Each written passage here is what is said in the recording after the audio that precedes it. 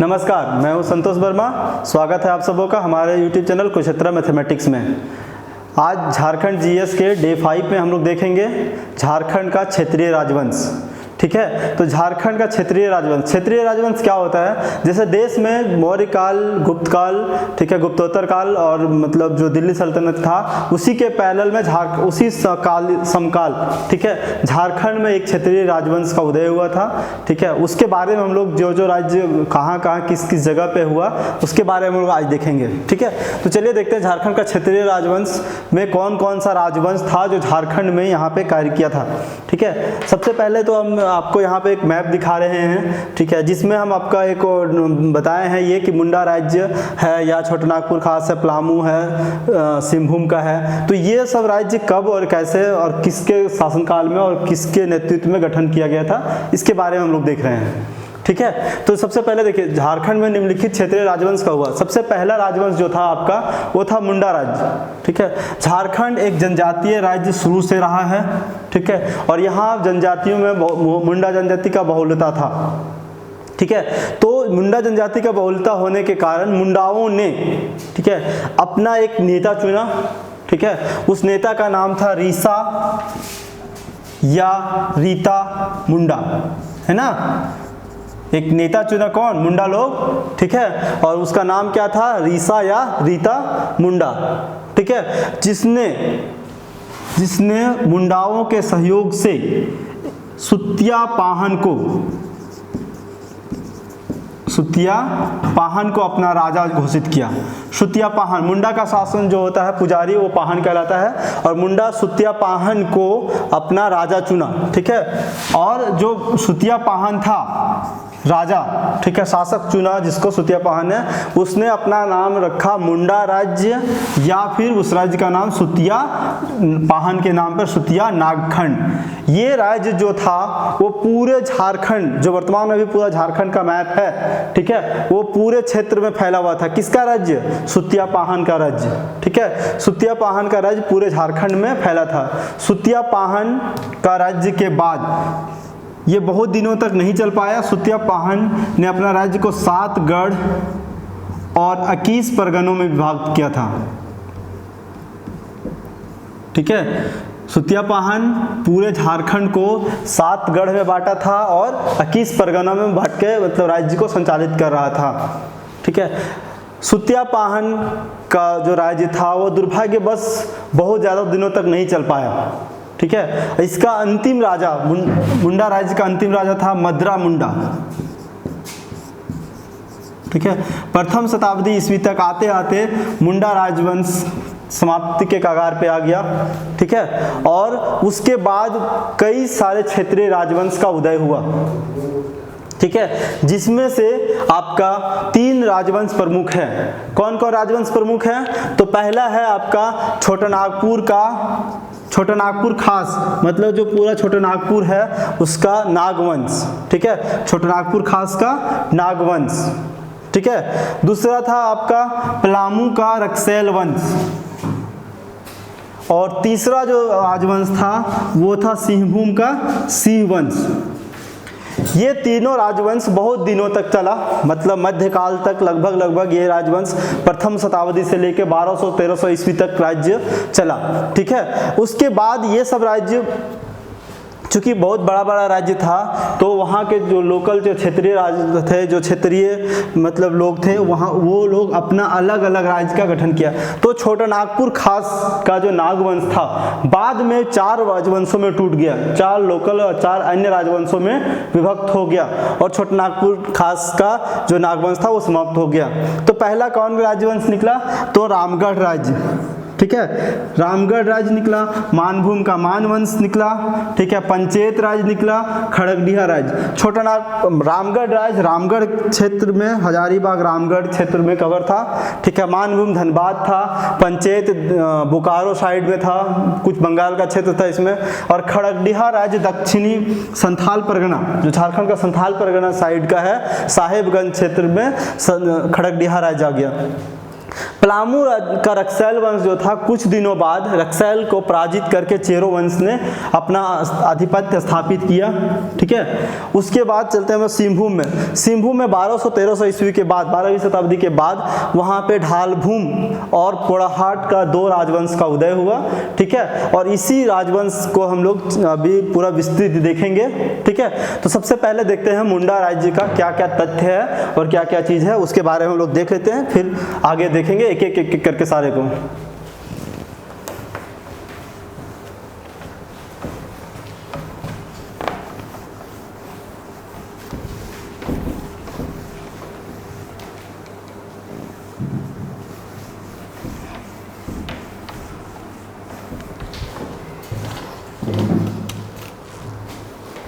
देखो, झारखंड में राज्य निर्माण की प्रक्रिया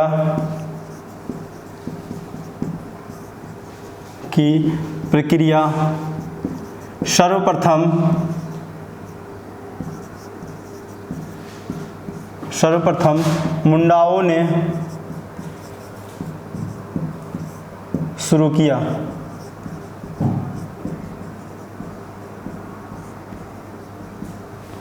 था मुंडाओं द्वारा सुतियापाहन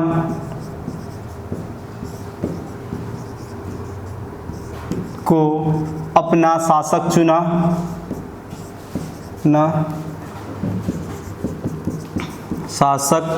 चुना गया तथा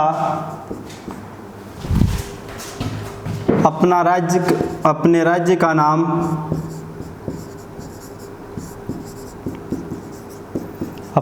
का नाम सुतिया नागखंड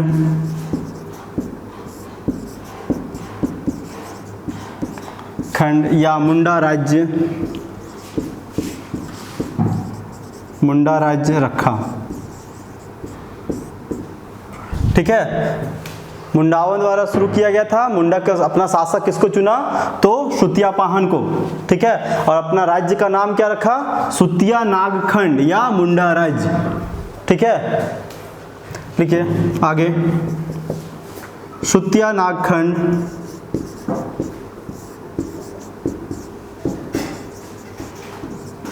खंड 7 गढ़ एवं 21 परगनों में विभक्त था।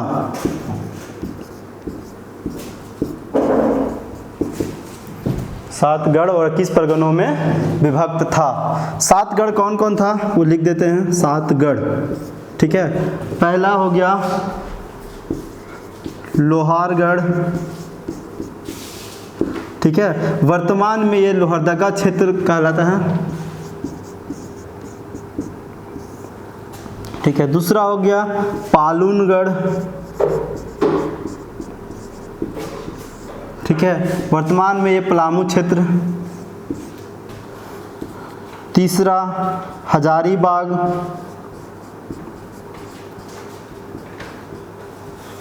हजारीबाग ही है। चौथा मानभूम।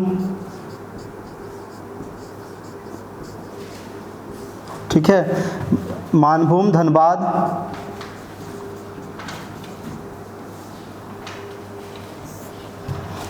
पांचवा हो गया आपका सुरगुज्जागढ़।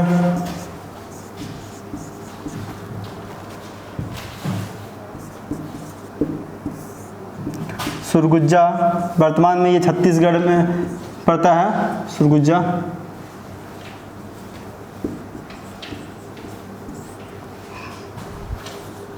छठा कौशलगढ़। ठीक है, ये सिमडेगा के आसपास का क्षेत्र है।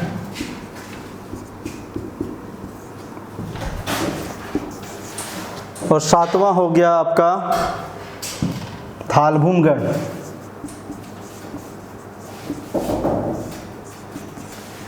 ठीक है, धालभूम का क्षेत्र। ठीक है, ये 7 गढ़ों में बटा था। ठीक है, किसका राज्य? तो सुतिया नागखंड का। ठीक है, आप लोग इसका स्क्रीनशॉट ले लीजिए, फिर हम आपको बताते हैं।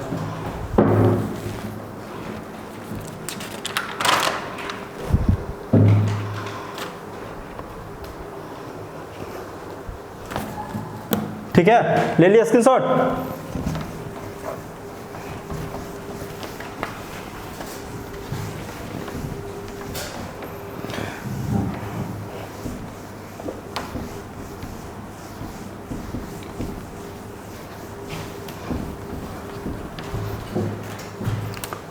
लिखिए आगे।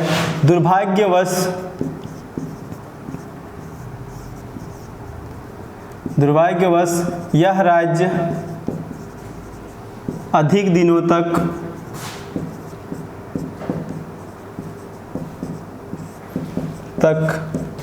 नहीं चल सका।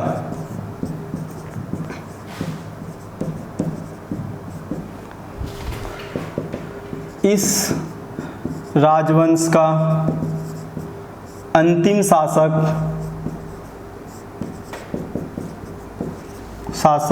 मदरा मुंडा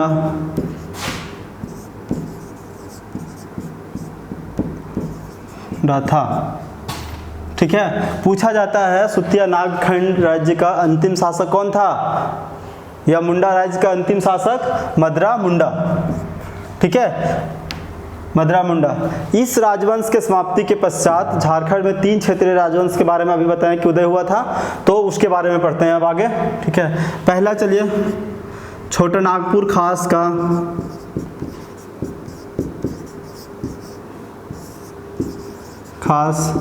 का नागवंश।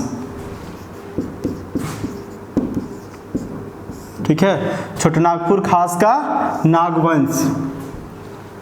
ये राजवंश झारखंड के लगभग 70 से 80% क्षेत्र में फैला हुआ था।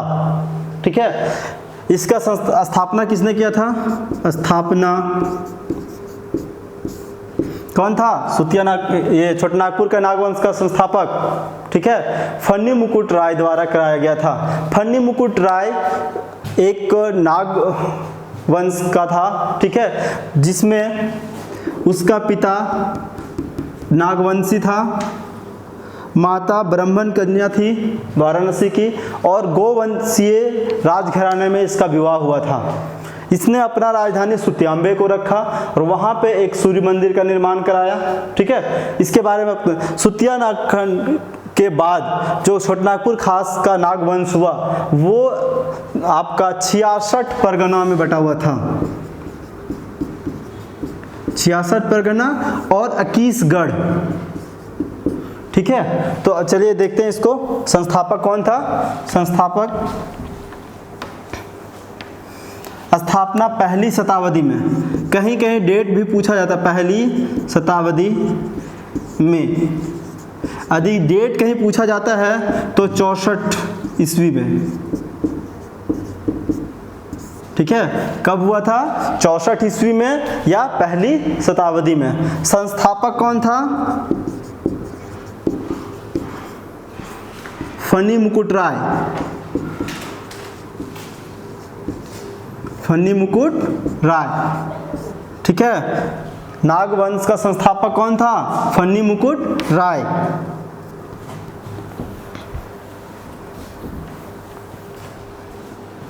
ठीक है, राजधानी कहाँ था इसका, सुतियांबे।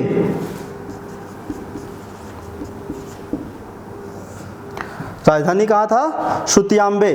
ठीक है, पिता का नाम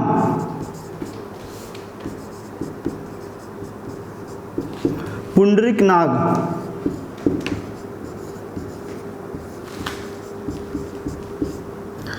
माता वाराणसी की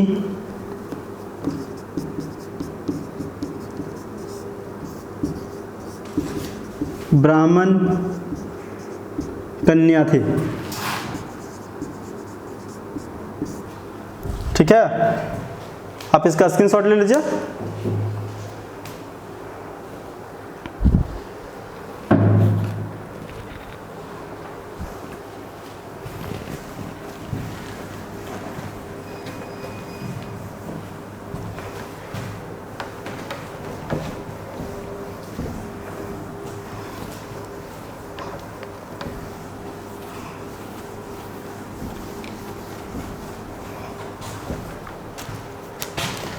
ठीक है।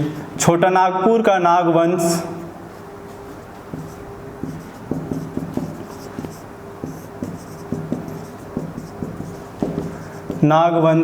पूर्णतः जनजातीय राज्य था। ये राज्य था। फनी मुकुट राय ने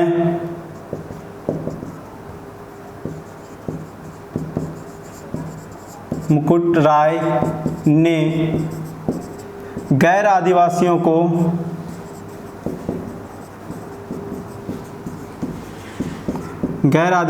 को बाहर से लाकर अपने राजधानी में बसाया।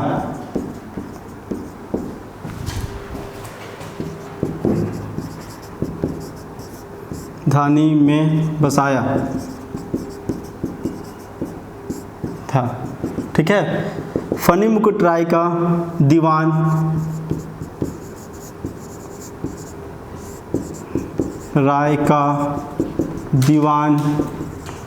पांडे भवराय श्रीवास्तव थे।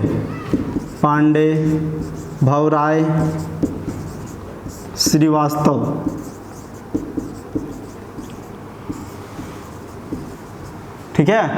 फनी मुकुट राय का दीवान कौन था? पांडे भवराय श्रीवास्तव था। ठीक है। निर्माण क्या करवाया था? ये राजधानी सुतियांबे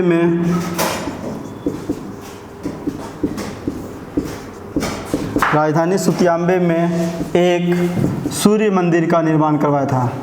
सूर्य मंदिर का निर्माण करवाया था। ठीक है। नागवंश अकीसगढ़ तथा 66 परगनों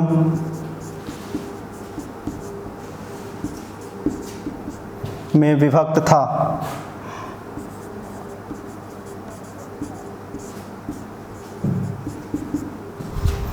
फनी मुकुट राय को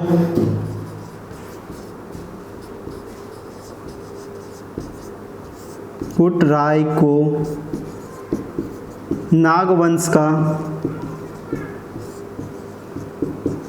आदि पुरुष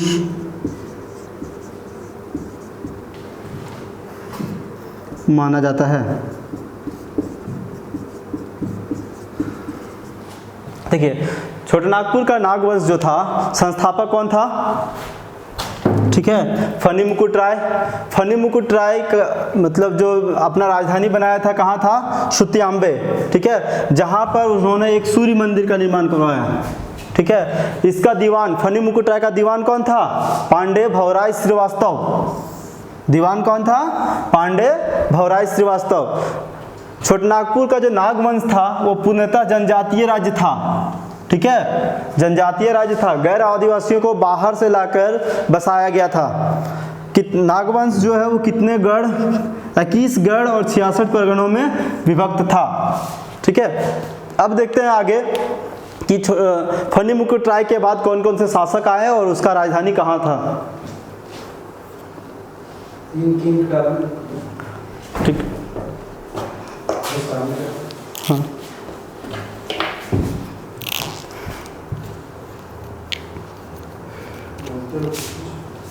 ठीक है। नागवंश का प्रथम राजधानी कहाँ था? सुतियांबे। और अंतिम राजधानी कहाँ था? रातूगढ़। रातूगढ़ में अभी भी एक किला है, रातू का किला, जो नागवंशों का प्रतीक या धरोहर है।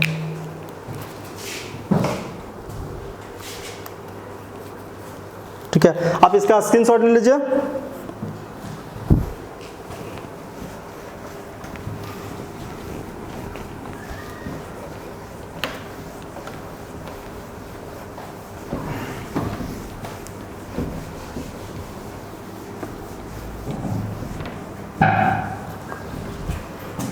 ठीक है, हम एक तरफ आपका शासक लिखते हैं और दूसरे तक राजधानी। ये कर्म में है, पूछा गया है कि नागवंश का राजधानियों का कर्म कौन सा था या राजाओं का कर्म कौन सा था है। ठीक है, तो सबसे पहला शुरू से करते हैं फनी मुकुट राय।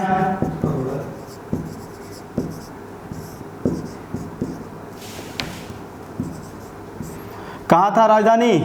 सुतियांबे, अभी बताया है जी। ठीक है, फनी मुकुट राय के बाद शासक आया मुकुट राय।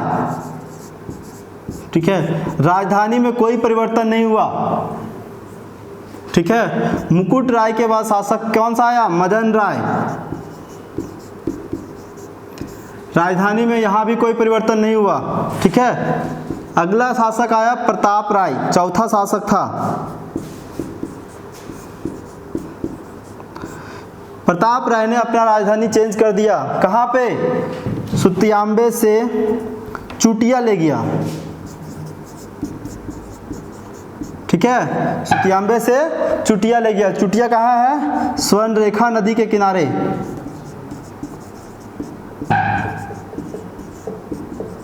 नदी के तट पर, रांची में है ना, स्वर्णरेखा नदी के तट पर रांची में। अगला शासक आया भीमकर्ण।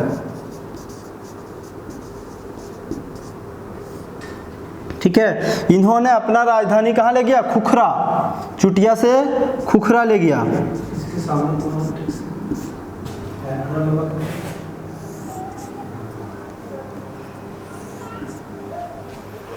ठीक है, भीमकर्ण आया।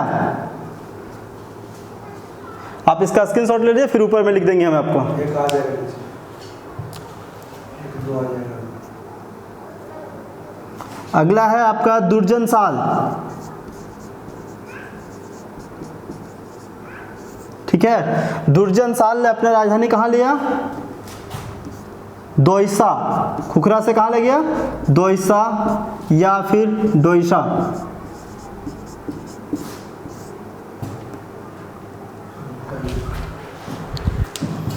ठीक है, आप इसको स्क्रीनशॉट ले लीजिए।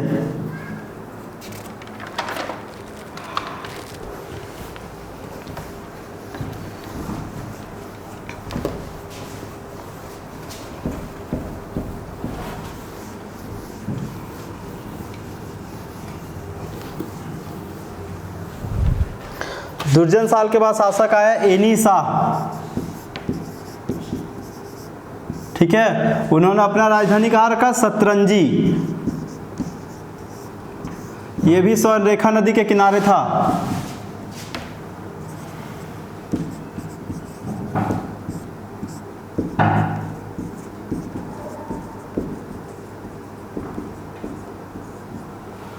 ठीक है, उसके बाद आया यदुनाथ शाह शासक में।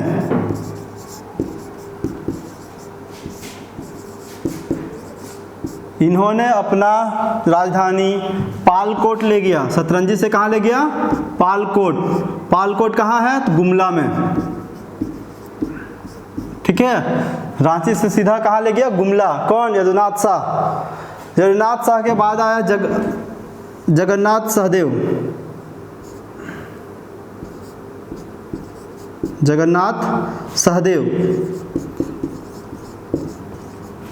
ठीक है, इन्होंने अपना राजधानी पालकोट भैरव, गुमला में ही है, पालकोट भैरव ले गया। ठीक है, गुमला में ही है पालकोट भैरव। अगला है शासक उदयनाथ, प्रताप उदयनाथ सहदेव।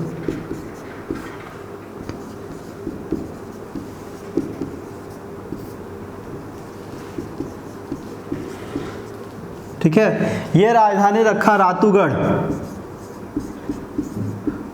ठीक है, यही इसका राजधानी, अंतिम राजधानी था।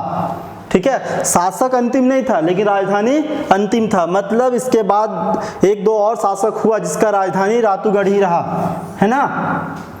ठीक है, यहाँ पे रातूगढ़ में एक रातू का किला स्थित है, अभी भी वर्तमान में है, देखने लायक है ना। ठीक है, तो ये शासक था। अब ये शासक के बारे में हम लोग कुछ जानकारी करते हैं कि जैसे एनी शाह के बारे में आप यहाँ देख सकते हैं कि एनी शाह जो शासक था उसने रांची में जगन्नाथ मंदिर का निर्माण करवाया था। कब? तो 1691 ईस्वी में। ठीक है, इसके बारे में हम लोग कुछ डिटेल्स जानते हैं। ठीक है, चलिए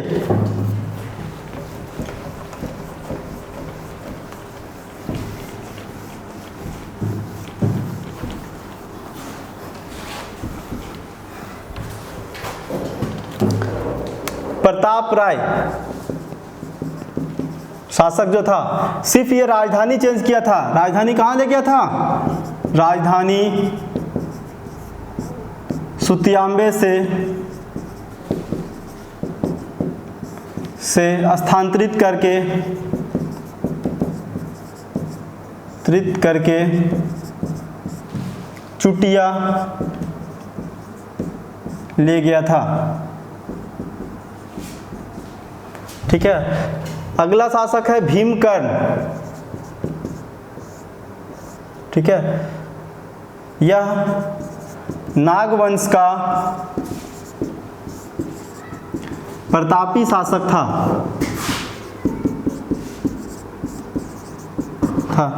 इसके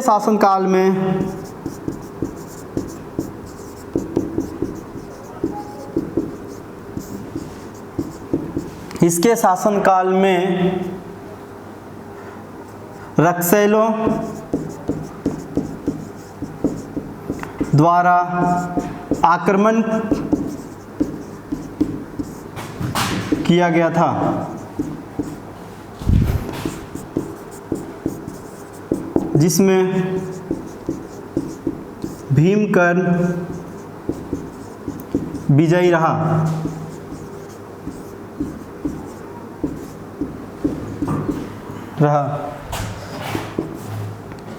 रक्सैलों के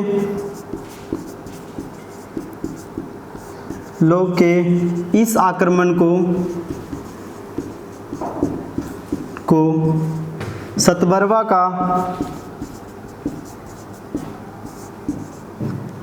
सतबरवा के लड़ाई के नाम से जाना जाता है।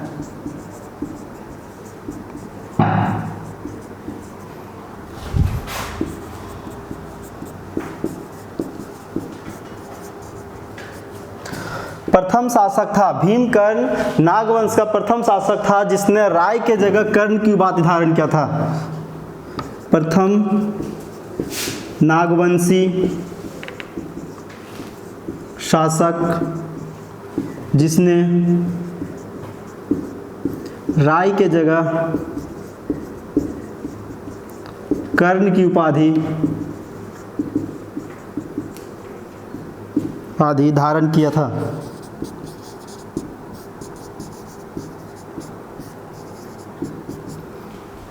ठीक है, लूट के समान में एक वासुदेव की मूर्ति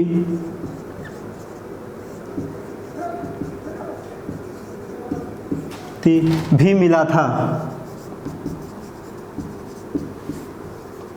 ठीक है, भीमकर्ण राय के जगह पर कर्ण का उपाधि धारण किया था। रक्सैल द्वारा आक्रमण हुआ था जिसको सतबरवा का लड़ाई के नाम से जाना जाता था, जिसमें भीमकर्ण विजयी रहा। और जो इस युद्ध में लूट का जो माल था, लूट का जो सामान था, उसमें एक वासुदेव का मूर्ति मिला था, है ना, जो अपने राजधानी चुटिया में लाकर रखा था इसने। ठीक है, अच्छा, इसमें एक और काम किया था भीमकर्ण, राजधानी परिवर्तित कर देता। राजधानी कहाँ ले गया था? चुटिया से खुखरा ले गया था। ठीक है, राजधानी चुटिया से खुखरा ले गया था। चलिए ठीक है, इसका आप स्क्रीनशॉट ले लीजिए। इसके बाद आगे देखते हैं दुर्जन साल। कितना मिनट है? अरे 1 मिनट में क्या? ठीक है, आगे हम नेक्स्ट वीडियो में देखेंगे। ठीक है, तब तक के लिए धन्यवाद।